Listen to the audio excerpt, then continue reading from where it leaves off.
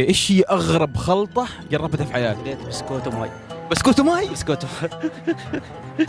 والله شربت ريد بول مع قهوه. انا هذا بالنسبة لي جديدة. 60 مع ريد بول. لبن بطاطس عمان. هذا مشهور، نبغى شيء كذا غريب، حاجة غريبة. خل، حليب، عصاير. خبز وديو. خبز وديو؟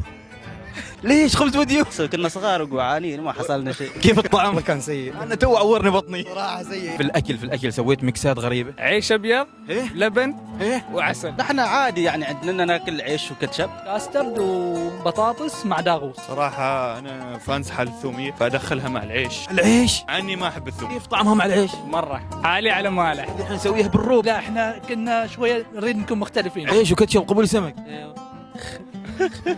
انا جايب لك ميكس ثاني مزوم. صراحة براند نفتخر فيه. لبن بالمانجو. يعني نقربته. يربح ترى. ها ما خضيته. اوكي. ها ايوه. لا قوي والله. قوي قوي والله. والله.